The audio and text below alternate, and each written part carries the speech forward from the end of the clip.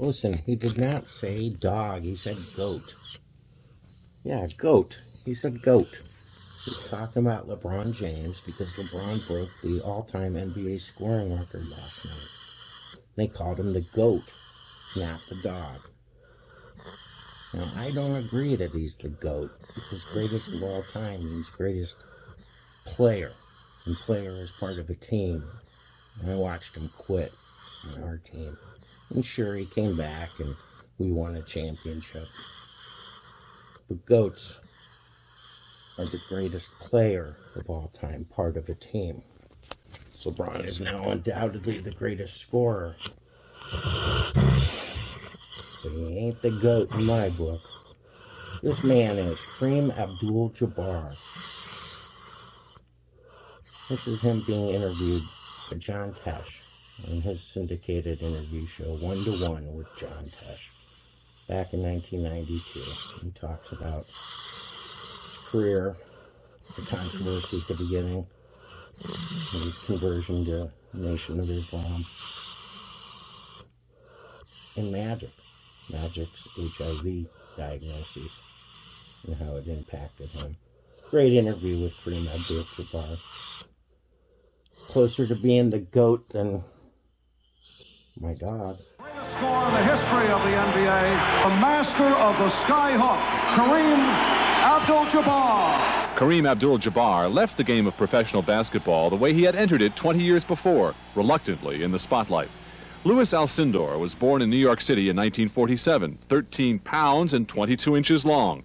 By age 9, he was 5'8" and self-conscious. He found refuge on the basketball court. The 6'9" center led Power Memorial High School to 3 city championships. Alcindor had his pick of colleges. He chose UCLA and led the Bruins to 3 national titles. He was spectacular on the court and disenchanted away from it. He refused to play on the 1968 Olympic team as a protest of America's treatment of blacks. He began to study Islam, and fans accused the All-American of being un-American. Lou Alcindor, just a few moments ago. In 1969, he signed with the Milwaukee Bucks, and then Lou Alcindor became Kareem Abdul-Jabbar, a Muslim. In 1975, he joined the Los Angeles Lakers. During the next 14 years, he played in more games and scored more points than any player before him, leading the Lakers to 5 NBA titles. And Kareem occasionally took roles off the court, including the 1980 film Airplane. My dad says you don't really try, except during the playoffs. Listen, kid, tell your old man to drag Walton and Lanier up and down the court for 48 minutes.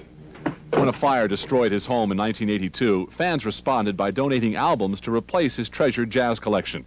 By the time he retired in 1989, the private man had found peace with life in a public arena. His farewell gifts included a Rolls Royce, a rocking chair, and an emotional goodbye. But you put me in the right path where I could become not only the player that I wanted to become, but the man that I wanted to become. And when Magic Johnson announced his retirement from the NBA, Kareem was by his side. Later this month, Kareem will play in an exhibition with Julius Erving to benefit AIDS research. What happened to you, Kareem, the day you found out that Magic was HIV positive? It wasn't a good day, I'll tell you that much. And I had to go down there and stand beside him, and it was tough. But he handled it with such courage and determination to see the best of it that he could, that you know, he wouldn't let anyone else be down about it, and I had to respect that. Is Magic the reason that you're entertaining the possibility of coming back and playing basketball? Yeah. Yeah, it affected me very intensely and very deeply. And at a time like that, you want to reach out and help your friend if you can. And I want to use my profession to make a statement about what we can do to help that situation. I think we've been a lot less than compassionate as a nation in dealing with that problem. What will that statement be? What will you be doing when you come back? I hope to make a major contribution to AIDS research and just show people that we can lick this thing if we pull together and become very determined. Our nation has been able to do things of that nature every time the crisis arises. And I don't think that this crisis should be treated any differently. Do you think there was a time, Kareem, when you would be described as an angry young man when you first got out there in the NBA? As opposed to now, you seem much more mellow now. I wasn't angry, but I was very suspicious. You know, I met certain sports writers that I had a lot of respect for and had no problem talking with. Then other guys looked like they were out to get me. And rather than go through the trouble of taking the time to find out who everybody was as an individual, I kind of lumped them all in one category and saw them as a distraction. I just focused on my career, you know, playing the game, tried to play the game as well as I could. But I didn't get any points for charisma at all, and I didn't deserve any. Fans were not real happy when Lou Alcindor, who was a Roman Catholic, converted to Islam and became Kareem Abdul Jabbar. There were some fans who didn't understand and implied that it was un-American. I wasn't making a political statement. And I had no intention of making a political statement other than that I wanted to affirm my right as an American to worship as I pleased. And it was a sincere religious statement that I was making. It had nothing to do with saying that America was a bad place. I didn't want to say that. I believe in Islam. It makes sense to me. I've incorporated it into my life as well as I can. Was your spiritual advisor involved in selecting your wife? Yes. How did that work? It didn't work very well. But I was very committed to my religious life, and being married is the way to go. Did you know her before you married her? No, yeah. Yeah, I knew her, and we had been close. I was 24 when I got married. It was way too early. So, you know, it was an experiment that failed. But, you know, my ex was a good lady. She's been a great mother for our children. Did that drive a wedge at all between you and your parents, the arranged marriage? Oh, yeah. All of that did. I wasn't the person that they raised, you know, and they'd lost somewhere in there. I'd gone in directions that really bewildered them.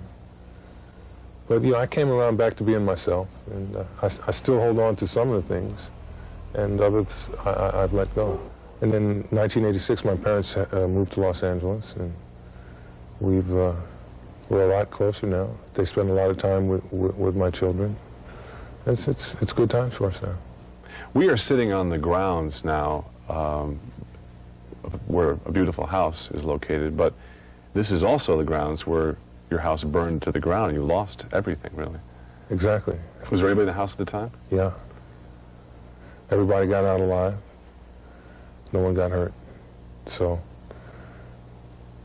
that was, you know, quite a lesson to have to learn at that time. You know, we all don't think that we're materialistic. Mm. But until you lose everything you own, you haven't put it to the test. What was the most valuable thing you lost? Probably my books and records, you know, because they were like my personal friends. You know, I spent a lot of time reading and listening to music and those types of things, and I miss those the most. Fans were helping you out with your records, weren't they? Yeah, it was really great. I guess because of what my public image had been, you know, no one felt that I needed anything. When that happened, a whole lot of people kind of rose to the occasion and tried to help me replace my record collection just spontaneously. And it was really nice to know that I had those many friends in and around the country. I had no idea. That's when the silver lining started to show. It took a while, though. Just prior to your retirement from the NBA, the big question was always, what's it going to be like? You've retired. What has it been like? It's been tough. Just getting used to being an ordinary citizen and not having your life determined by your profession. That was really a tough adjustment. You know, these past 2 years, just learning what life is really about when you don't have a phalanx of people pushing all the problems out of the way so you can do your profession. It's a totally different experience, and I'm a lot better for having had to deal with it.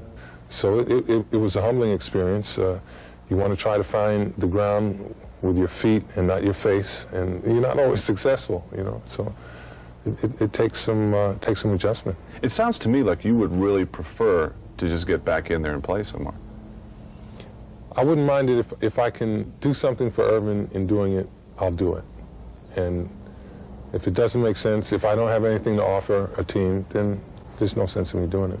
And if I don't, will appreciate the wisdom of having retired when I did, you know. It's as simple as that.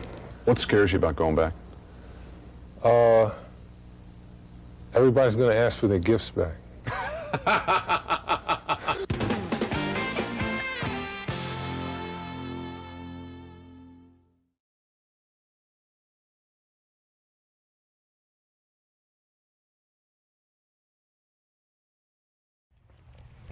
Thanks for watching Cleveland Live Music. It's awfully bright out here. I'd click on another one of my videos. Quit looking into the sun. Your mother told you not to do that. Please hit the subscribe button. And if you want to support the channel more, there's GoFundMe and Patreon information in the video descriptions. Ooh, ooh!